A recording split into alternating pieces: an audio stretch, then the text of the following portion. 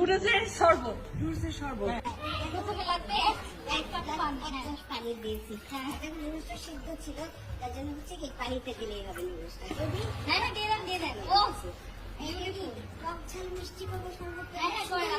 আপনি এক্সপার্ট। নুডলসে নিয়ে আমার কোনো কাঁচামরিচ দাও, কাঁচামরিচ দেখি মজা হবে না।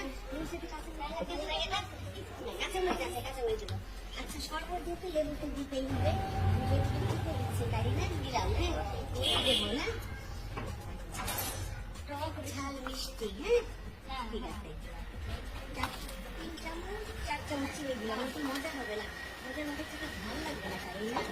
ভালো লাগবে আপা, তাদের ভালো লাগবে না, একটু রোয়াবজা মিশিয়ে নিবা। আর রোয়াবজা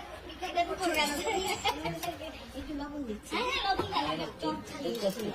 এখন কি করবো? কাঁচামরিচ। দেখো কালারের ভিডিওর এখন কত ভালো লাগছে শরবতটা। আর কি করবো? ডেকোরেশন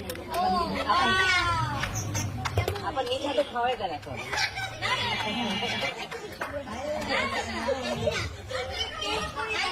ভালো অ্যাক্টিং করি, এত ভালো অ্যাক্টিং করি না সবাই।